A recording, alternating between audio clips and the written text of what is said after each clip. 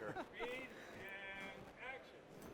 Welcome to RSA Conference 2018. I'm Craig Spiesel with the AgeLight Advisory Group, and with me today we have a panel of experts to talk about some really pressing issues managing IoT within the enterprise, so it's IoT risk. So with me we have Greg Crabb, who's the Vice President and Chief Security Officer of the US Postal Service. We have Sherry McGuire, who's the Group Chief Information Security Officer at Standard Chartered Bank in the UK, and Sam Kasmala, who's the COO and co-founder of Security Scorecard, located in New York City.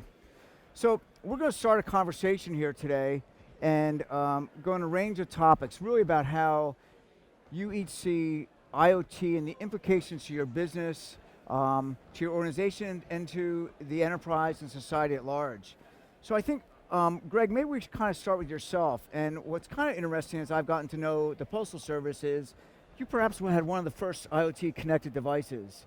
And maybe you can kind of share a little bit about that and also your digital footprint and how do you manage IoT within, 35,000 physical locations? Yeah, thanks, Craig. And yes, IoT devices are extremely important to the Postal Service, and postage meters were one of our first activities in the Internet of Things connected space.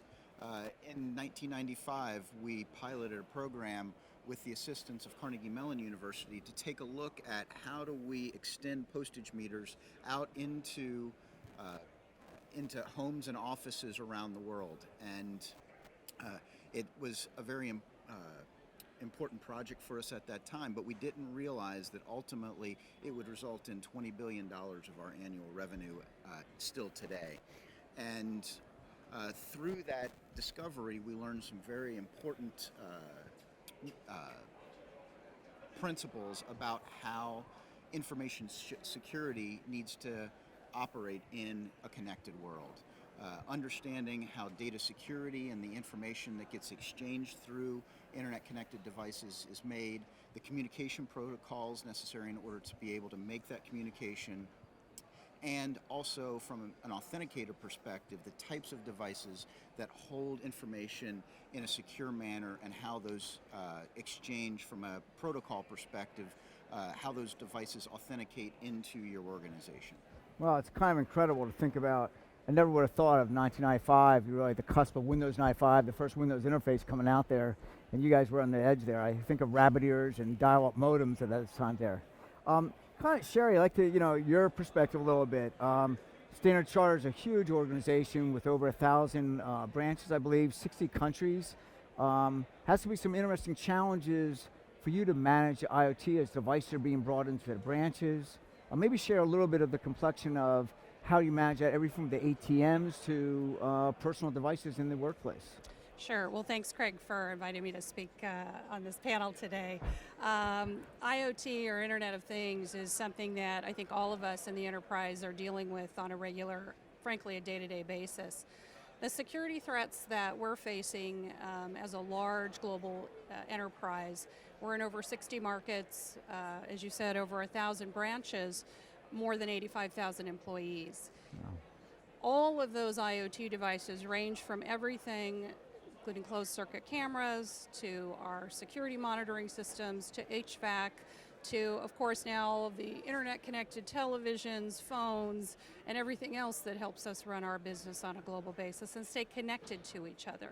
So all of that complexity then layered on top of 90% of our business, even though we are a UK-based bank, 90% of our business globally is Asia, Africa, and the Middle East. So we also have challenges of not only monitoring the security, but also updating, patching, usual challenges in any large enterprise. But then when you include latency or slow connection times or some of the basic infrastructure in some of the locations that we're operating in, it adds additional complexity. So Internet of Things is something that, of course, we're looking at very closely, just like other large enterprises are. Well, it's interesting. We take for granted internet connectivity, and we fail to think about speeds are not necessarily the same worldwide and the latency issues.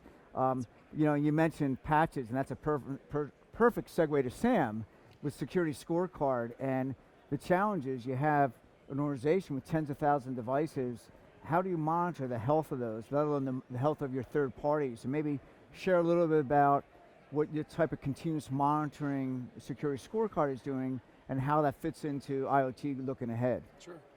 So, thank you for having me here, first of all. Happy to be with you guys talking today. Security Scorecard is a security rating service. So we rate the security health of every company in the world. And we do that by collecting large volumes of data from the public internet, deep web, and dark web. Now, when we talk about things like IoT, a lot of this data is publicly exposed. What we're seeing happening across all enterprise organizations and all industries is a massive lack of awareness of their exposure, both through the shift into the cloud and cloud service providers, third parties, as well as the exposure due to IoT devices. Most large enterprise organizations today are running some type of decentralized strategy, which means either the infrastructure team or the security team is decentralized and it's regionally managed. And that causes fragmentation and disconnection across an enterprise. So we might see an arm in Singapore spinning up network devices or IoT devices that weren't necessarily approved by the core business. And what we find when we're engaging with companies is there's a severe lack of awareness of the actual exposure on the public internet. To magnify the issue, especially around IoT, is the fact that large majority of IoT devices are insecure by design, which means that security is not baked into the software development lifecycle. So we see hundreds and thousands of critical IoT devices publicly exposed with no authentication and full administrative control. That means that a hacker could do two things. They could use an IoT device to gain access into a network, and then from there kind of do additional scans and try to get administrative credentials, or they gain direct access to a very critical type of infrastructure. Like, actually just the other day I was walking by the desk of our head of research and development, and he was looking at this picture, and I said, "What are you looking at?" And he said, "It's a streaming video of a dam, a water dam in Tuscany, Italy." And I said, "Well, what is this panel?" And he said, "This is the access control panel that controls the dam."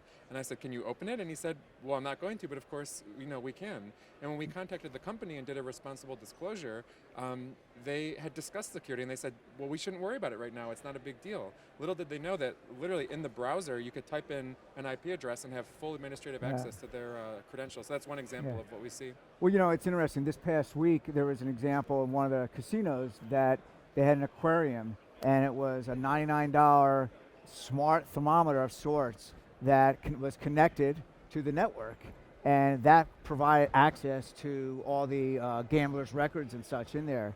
And so I guess maybe this is a question for Sherry and Greg, is how do you manage that? So it's one thing managing the HVAC systems. There's a process. You have, maybe the security systems. There's a process of vetting your vendors. But what I call these consumer-grade devices, those being brought into the workplace, how do you manage that process? And who approves the smart TVs, and is there an approval? Well, one of the things that I'm responsible for in my role at the bank is third-party security risk and the assessments associated with that. Now, that's a really tough challenge today because we do not have standardization of security and privacy principles across any devices that we are bringing into the bank today. We also have challenges with visibility associated with the amount of security that is already in those devices versus the code that has been developed for those devices. And then we also have issues with vendor support and consistency. Every vendor supports a device differently. So those are three of the big challenges that we have today. But one of the things that we, of course, do is we have a standardized third-party security risk assessment that we run against any vendor that wants to come and provide their wares. But that's not enough. There's a few other things that have to happen, and that starts with the procurement cycle, and that's making sure that there are security standards and privacy standards written into your contracts and your RFPs when they are going out. The second thing is really ensuring that you've got on deployment, that you've thoroughly tested those devices and that you really have a good understanding of what you have visibility over and what you don't, because you may have to put in compensating controls for the areas where you don't have visibility into. The third thing is that as you're implementing those various devices is making sure that you have the proper segmentation across your networks. So for example, today we use video conferencing worldwide for our daily day-to-day business, but making sure that you've actually got the proper segments between the various network layers that are providing the capability across your organization and in your networks. That at least will help prevent and serve as a control if someone gets into the network or something gets into the network, of providing a proper layers of segmentation. And the last thing that I would say is just really ensuring that you are stress testing those devices. Obviously you've got to make sure that you're maintaining them, patching them, keeping them up to date, but stress testing them on a regular basis. If you don't stress test them, in other words, find out what else could I access if I came from the outside or even had an insider threat, ensuring that you know where those weaknesses are so you can go and fix them. And I think that's one of the things that gets missed a lot of times, is that these devices will, even if you have a good proactive approach at the front end of the process, which a lot of organizations need help with, even if you have those on the front end, once you get those devices internally, making sure they're part of your standard patching and updating processes, and then stress testing them, just like you do the rest of your networks and your configurations of your controls. Well, it's interesting. Obviously, having a standardized procurement makes sense, but there's always a challenge of the employee who just want to get their job done. And I recently had an experience in my own bank, and I had to wait for someone. I said, "Do you have any wireless access here that I can VPN in?" And they said, "No, it's only, I'm sorry, we don't have that." And I said, "Well, what's this hotspot?" It turns out someone in the bank, one of the what do they call it, high net worth bankers, ended up having a wireless hotspot he installed himself because he had his clients, his high net worth clients coming in. They wanted to have connectivity. They need to quite often have to get onto an account and have access. So in his defense, he was just trying to do the right thing to help his customer, but it was kind of a rogue event there. So it's how do you manage that? And so, Greg, as I look at going from 1,000 locations to 35,000 locations, you have a tremendous challenge. How do you, look at that in your environment? Absolutely, and building upon the great points that Sherry was mentioning, from a procurement cycle perspective, we've got to get in early and recognize that when you're dealing with consumer grade Internet of Things devices, you're at a level of procurement that's not typically going to put any sort of thresholds out there. So whether you're buying a smart connected television or any other variety of devices that are going to connect into your environment, recognize there's a low threshold for procurements now that we really need to be aware of. And then from a data-defined network security perspective, that's the strategy that I'm applying, and Sherry mentioned it as network segmentation. You've got to have strong network access control. You've got to know the devices that are on your network. You've got to understand the identities and the communication protocols that those devices are communicating on, and coordinate those in a way that protects your organization. Many of the connected devices that we bring into the organization are segmented off so that they don't have full access to our infrastructure.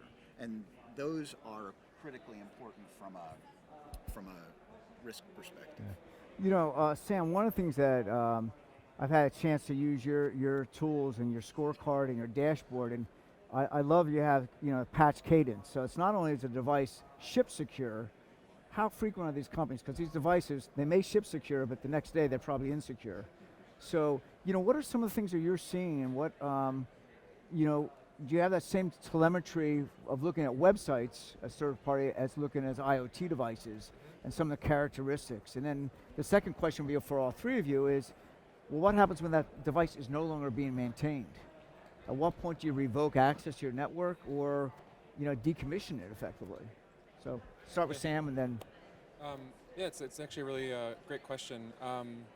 So we're sitting on about 4 to 5 years worth of historical vulnerability data that we've observed, and we analyze that data and look for common paths or trends and indicators of potential risk scenarios, like a likelihood of a breach scenario or likelihood of a DDoS scenario.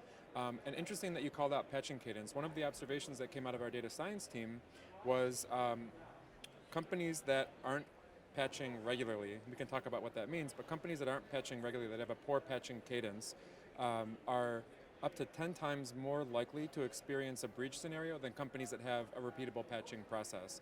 So we look at things, not just analyzing the data, but we look at the organizational maturity across patching cadence, across website applications, across network health, and so on and so forth. And we're measuring, when there's a missing patch, how long does a company take to respond and patch that system until we no longer detect it? And what does that look like against their peers and their industry? We see the same trends across malware activity, across open insecure ports, where there's a long dwell time when something happens, an event, and then it just sits there, and it sits there, and it sits there, and all of a sudden the Windows XP system has been unpatched for 6 months or 6 years, while the rest of the industry is patching. That's a low-hanging fruit for a hacker. That's an entry point. And I think IoT exacerbates that problem because you have, again, decentralized, distributed devices. One of the most pervasive IoT devices that we've ever seen, oddly enough, is label makers. Traditional like Brother or Zebra label makers. And there are some industries like finance, like healthcare, where they're prevalent, and now they're connected. And I remember walking into a hospital and I looked at a label maker and it had an IP address printed on it, and I thought, that's interesting. And started poking around and found that they were inherently insecure. No administrative login, direct access to the device. And again, who's thinking about patching those? I'm not sure, but we do see patching cadence as a leading indicator, alluding to the likelihood of a breach scenario occurring.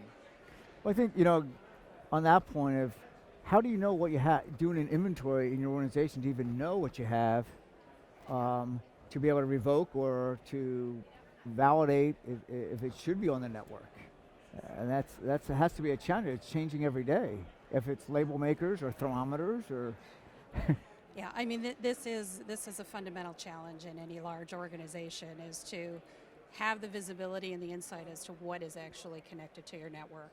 And that's something that anyone from a small organization to a large organization is going to struggle with, because there are so many new devices that are coming onto the market and folks want to connect to.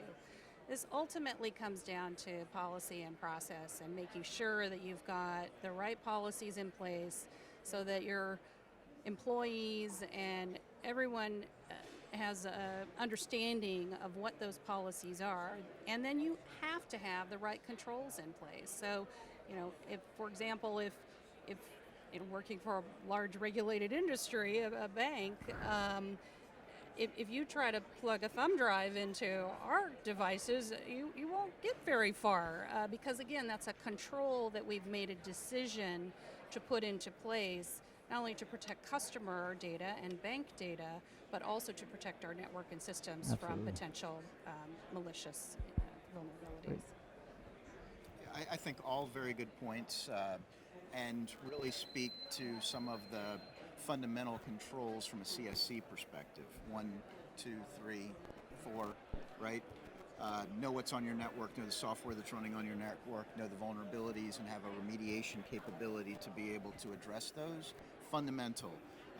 My organization has vested tens of millions of dollars in improving our capability in order to be able to know what's on our network and be able to respond very quickly to any threat that exists. And that also involves having a very active threat intelligence capability to be able to know what's around the corner and being able to respond appropriately. So I think fundamental security is a factor in making sure that you have a good IoT strategy. We've been talking about security fundamentals, and it is the fundamentals, and it's keeping discipline and employees and such. But I want to kind of shift a little bit. We've been talking about security, but these devices are collecting a lot of data, and the privacy implications, the ubiquitous data collection, and obviously, coming from the European perspective, GDPR. But what aspects of the data collection are you looking at? How do you look at that risk assessment? Because it doesn't fall into the traditional patching and vulnerability assessment of the device. But what is that collecting in the data packets? Has that been an issue you've kind of come across or you're trying to address today? And part of it comes down to, we talked earlier, Sam, about what is their privacy policies and what are they actually doing with that data?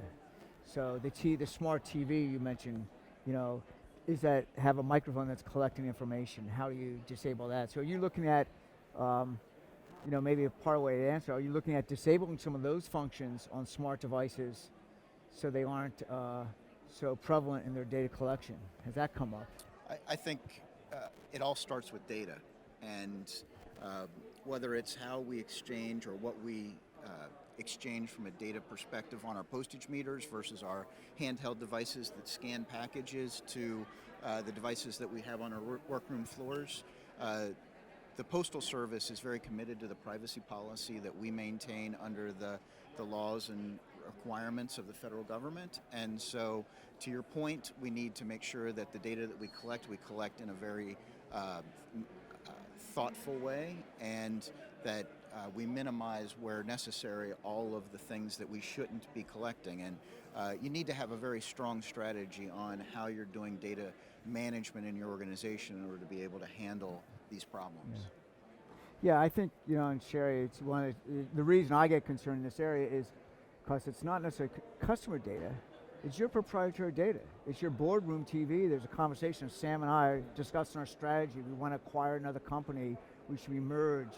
We have some other major management issue. And so that's this other challenge. And as we think about devices becoming more and more become voice activated, we have our own challenge of Alexa seems to want to turn on and off sometimes in our home. So those are some of the challenges that we think are coming down the horizon in the connected workspace. Well, I think I'd go back to what I said earlier, which is making sure that those devices are all part of your overall security risk management program within the bank. And what you were saying, Sam, is around you have different ownership within organizations. Well, we're no different. We have different ownership over some of those devices, except that you have to make sure that you have a standardized policy and standardized security requirements, and that you have a way of enforcing those. And so that's really important from a governance standpoint, from a policy perspective, and then ensuring that you're doing all the right network segmentation, monitoring, and stress testing of those devices so you can ensure that you're protecting not only the privacy but also the proprietary information that's being shared and communicated on those. Well, Sam, going from two very large organizations, you could say both of them are regulated, to kind of, you have 200 some employees, you're growing rapidly, you've got a lot of innovation, probably harder to corral and kind of get people to follow policy. So what are the challenges? Still as a SMB type business, how do you manage that within your own infrastructure? We try to keep as light of a footprint as possible, number one. We try to keep as light of a footprint as possible, but at the same time, many of us come from large enterprise experience, so we tend to mirror or mimic what we learned in the enterprise, which is standardization, right? You don't want to see a wild, wild west scenario where there's all sorts of different vendors, makes, models. You want consistency and continuity, so that makes management easier, right? If you have the same operating systems, same machines, same types of TVs, easier to patch, easier to wrangle, easier to manage. So that's number one for us, is keeping a light footprint, but number two is standardization, and that's something that's in the minds of our IT strategy. And then I think number three, to Sherry's point, is absolutely you have to have policy in the organization that's governing one, the decisions we're making around what technology we acquire, and then two, how that technology is used and implemented in the organization. There's no silver bullet solution. There's no silver bullet solution to wrangling control of these devices, and I imagine that over time it's going to become more prevalent.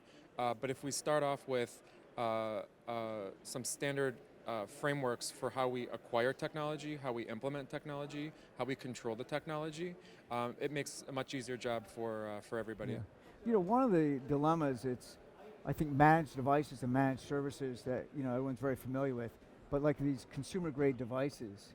So some have suggested that you almost like have a certificate. It has a life of a year, and then you reassess it. You force yourself to relook at that because the difficulty of managing all these unmanaged devices. And the risk is, again, it's no longer patched or supported by the company's going out of business.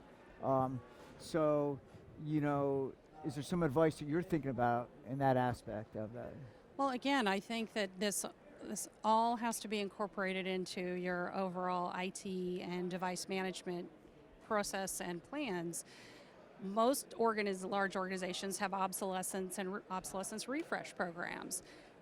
Are you making sure that all the IoT devices are included when you're looking at those? Right. So, those are kind of basic principles, but a lot of organizations can easily forget about all the different connectivity points. And I think there's a part of my job anyways that's about raising that level of awareness with all the different owners in the organization, and then having the ability to have visibility across the organization, and that those are all part of our risk management program for security. Great. Well, employee training is really a big thing. I know the Postal Service, as you're rolling out new services, how do you manage that? Because you have a huge diversity of your workforce, and everything from the mail sorters to the delivery to the carriers to the people in the office. So Certainly, IoT plays a very important role for the future of the Postal Service, from the vehicles that are moving more and more to being connected devices, as well as the scanning devices that those carriers have, to the information that's on the barcodes of every package and mail piece that gets delivered. The interaction of these technologies are extremely important, and it needs to be every company needs to be looking at the way their business grows and evolves from a risk perspective, and being able to conduct risk assessments that understand that you have to have solutions that help grow your business and not hinder the business is extremely important, but also factor in all of the technology management issues that we've talked about today, because it's a wild west out there. To think about, a lot of us who've been focused on IoT have been trying to figure out, well, what's the right model? Commercial or industrial controls or certifications, but a consumer grade device, and there doesn't exist one today. And some have proposed something like the crash safety test, 5 stars. There's others that have said like the health department, like ABC ratings, and trying to come up with some model, but it's not just a device, it's the application that controls it. And the other challenge is the back-end service that's in there. So it's not just a physical device. So have you thought about, anyone have any ideas on, is there a role for, is there something like a Consumer Product Safety Commission or some third-party consumer reports to actually be rating these devices, giving them a health index in there? I mean, applying like your type of stuff there. I know, you evaluate that. Any thoughts of how that can help you better manage these devices without having to do bring the device in, put it on the bench, look at all the packet data, investigate the company? That's not good use of your time. Wouldn't it be great if that had From some a of that? consortium perspective, understood. Well, I do think that there's a lot of value in third-party organizations doing those evaluations from a security and privacy standpoint of consumer-grade devices, or even some of the mid-tier devices that we're purchasing for the enterprise that have dual usage. There is really today, if I go and buy a consumer-grade device, there's nothing on the box that tells me what version of software, when that was developed, what the security, safety, and privacy aspects of that device are. I would like to be able to have that consumer choice today. In most cases, I don't. So I do think that there will need to be, and I know there's some organizations that are working on this, but I do think that that would be something that would be helpful. I mean, people look at crash test ratings when they buy cars, and safety is a concern for them. But just as in any market, if security isn't a concern for you, then you can choose not to buy a device that is most secure, just as you can buy a car that is perhaps less safe from a crash test perspective. That's your choice, though, as a consumer. But today, I don't have the ability to know what those ratings are or what that security, safety, privacy rating is. Well, it's interesting. A car, though, obviously it has to meet certain parameters. It has to have seatbelts, it has to have airbags, it has to have brakes, so it has to have four wheels, I think. But today, that isn't available. And so one of the challenges is, should even a product like that be allowed in the marketplace if it doesn't meet certain standards in a consumer product, just like there is in an automobile? And someone said, well, let the consumer make the decision, but should we allow the consumer to buy a product that, for example, the company says, we don't provide any patching support? Well, I do think, Craig, that it depends on the device. I mean, today we're seeing lots of new devices coming on the market for personal health monitoring. So today I can buy a device that connects to my iPhone, that I can do EKGs and send them directly to my heart doctor.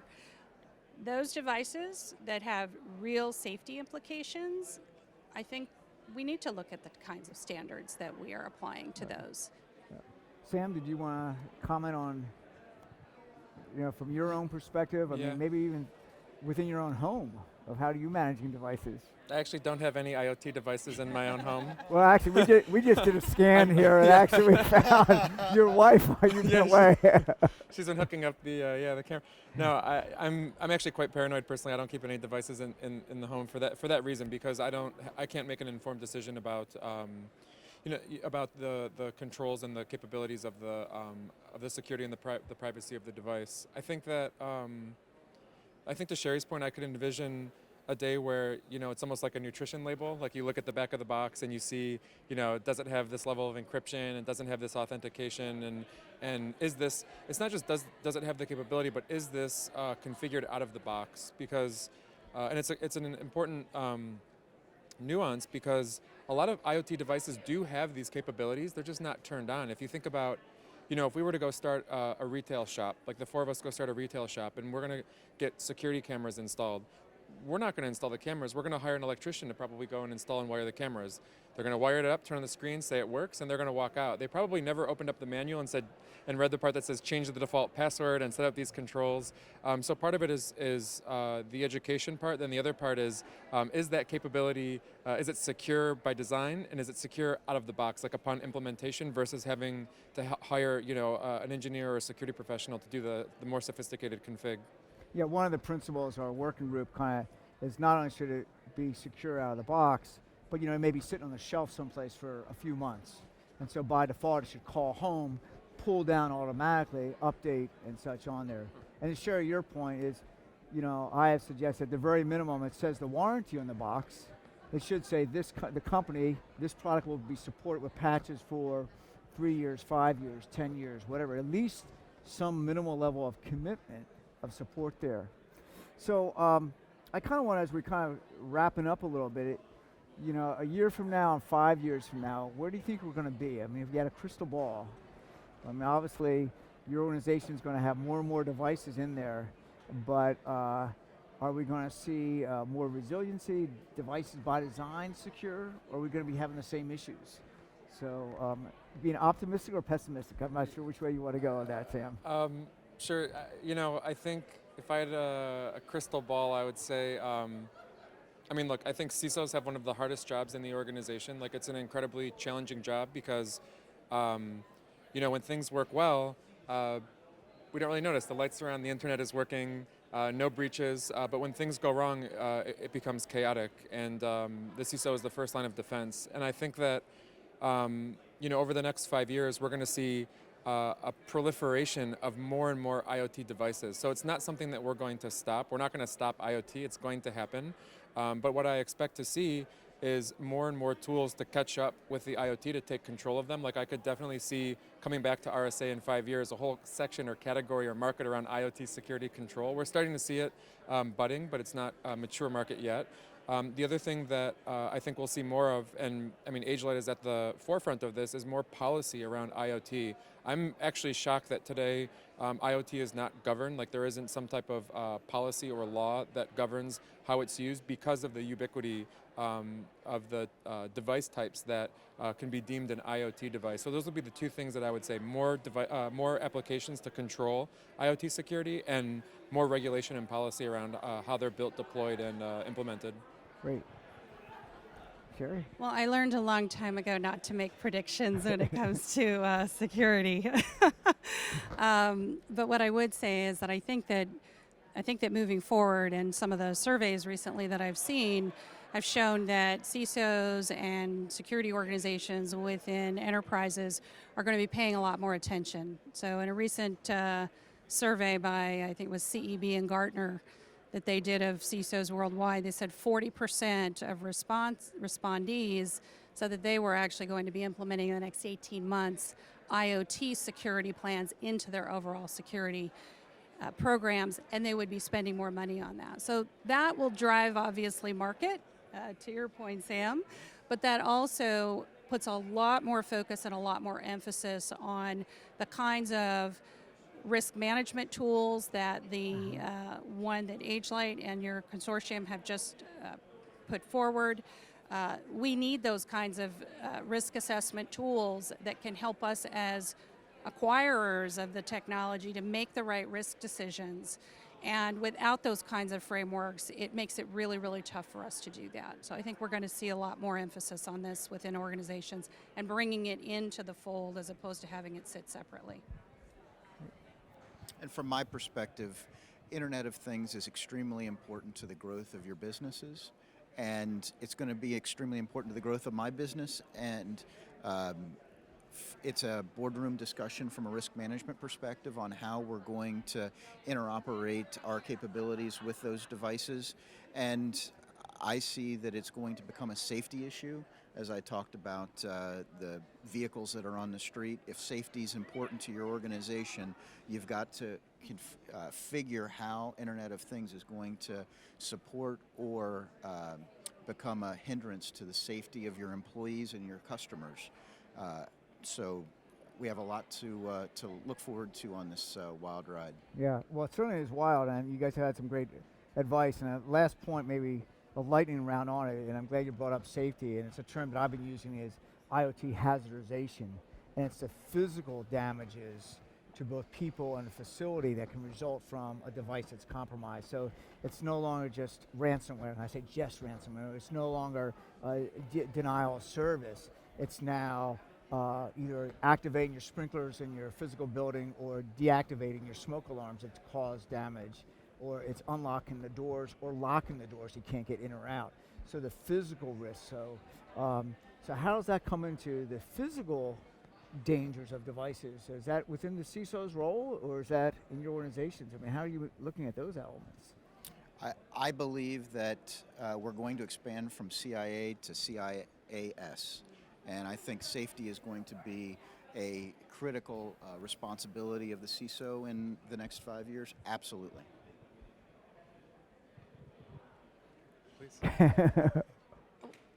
I would echo those comments. I think that the safety issue is one that, if you look back over the history of IoT and IoT devices and threats to those IoT devices, that 2012 was when we saw the Target breach, which used HVAC to infiltrate their systems. 2015 we saw the Jeep exploit. 2016 we saw the Tesla exploit. Last year we saw BrickBot, which was pretty significant, and there were a few others in there as well, Mirai Botnet and so forth. But we're watching the progression, just like we've seen in other security threats. We're watching the progression of the impact and the real impact, safety impacts potentially, to IoT devices from threats and different threat evolution. And so that is something that we've got to be ready for, and organizations need to be ready for that. Well, great. Well, that pretty much wraps up our time, and I think I want to thank you guys, because I think you actually have given our viewers a great deal of insights into how to manage the risk, how you're looking at it, and the reality, pragmatic aspects of more is coming down. We're going to see a tremendous amount of innovation. You're not going to stop it at the door, but how do you manage it, put in policies in place? So again, I want to thank our speakers today. I want to thank the Postal Service, Greg Krebs, Sherry McGuire from the Standard Chartered Bank, and Sam from Security Scorecard. Again, thank you for joining us today.